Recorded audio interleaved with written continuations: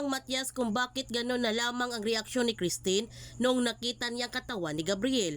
Sinabihan niya ito kung bakit hindi na lamang sila magsabay na maligo, nakabuo nga sila na isang bastek. Ipinaalam ni Moises kay Maxine na nagsimula ulit siya mag-drawing kagabi nang dahil sa kanya nabuo ulit ang kanyang pangarap bilang architect, at nanghako si Moises kay Maxine na kapag natupad niya ang kanyang pangarap, babalik siya sa Pilapil at gagawin niya na isang mansyon ang kubong nandito sa lugar na paborito ni Maxine. Bigla na lamang natigil ang kanilang pag-uusap nila Moises at Maxine nung may narinig sila ng putok ng baril. Hindi nila alam na malapit sa kanilang kinaroonan na may ginagawa na nga na isang krimen. Pinatay ni Oscar ang taong may utang sa kanya na matagal nang hindi binabayaran. Kahit hindi gaano ng kalaki ang utang ng isang lalaki, para kay Oscar, malaki man o maliit ang utang, dapat binabayaran dahil ito ang sabi sa kanila ni Mayor. Habang si Grace, ginagamot naman niya ang sugat ni Rafael at nagpapasalamat naman si Rafael nito. Naalala tuloy ni Rafael si Christine na magkatulad lamang silang dalawa ni Grace na maalaga at may malasakit sa kapwa-tao. Kaya sinabihan ni Rafael si Grace na dito lamang siya at huwag siyang iwan. Nakita naman ni Mang Matias ang kaswitan nila Grace at Rafael. Kaya ito na ang kanyang pagkakataon na kunin ang kanyang baril.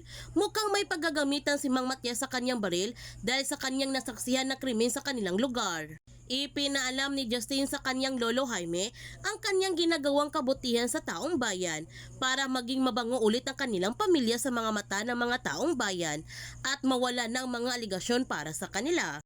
Noong nakita nila Maxine at Moises ang pagkukunwari ni Justine para maging mabango ulit ito sa taong bayan, nagalit ang husto si Maxine sa pagpakitang tao ni Justine. Ang sabi ni Maxine, buti na lamang nandoon si Kelvin, siyang mga mata at tenga nila sa JSX para malaman nilang mga sunod na plano ni Justine. Bigla na lamang tumawag si Maki kay Maxine at dito na nga humingi ng tawad si Kelvin kay Moises sa kanyang ginawang pag-traitor nito noon. Nagpapasalamat naman si Moises kay Kelvin at kahit medyo nagtampuhan silang dalawa, iniligtas pa rin niya ang kanyang buhay. Ipinaalam naman ni Moises sa kanila ni Maki at Kelvin ang kanilang relasyon ni Maxine. Gayunpaman, noong nakita ni Rafael sa social media ang paninira na ginagawa sa kanya ng kanyang sariling anak na si Justine para lamang linisin ang pangalan ni Jaime, at nasakta naman si Rafael sa ginawa ng kanyang anak. Kaya tinawagan niya si Justine para ipaliwanag ulit sa kanyang anak na ginagawa lamang niya ang lahat na ito para sa kanya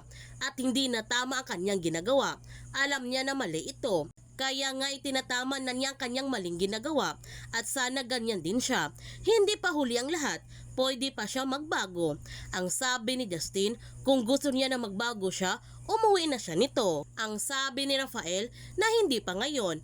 Nagalit si Justine sa sinabi ng kanyang ama at sinabihan niya ito na ayaw niyang umuwi sa kanila dahil sa anak niya si Moises. Alam na ba ni Moises at nasabi na ba niya na anak niya ito? Ngunit hindi nakasagot si Rafael sa mga katanungan ni Justine sa kanya dahil nandyan sa kanyang harapan si Moises. Ang sabi ni Justine, hindi pa niya sinabi kay Moises dahil kailangan muna niya na magkaayos silang dalawa ni Moises bago niya sabihin ang katotohanan kay Moises. Ang sabi ni Rafael na walang posible. Ang sabi ni Justine na good luck na lamang sa kanya. Humingi ng tawad si Rafael kay Justine at sana mapatawad siya nito sa lahat ng kanyang kasalanan na ginawa. Kaya huwag natin palalapasin ng kapanapanabik mga tagpo sa Pamilya Sagrado.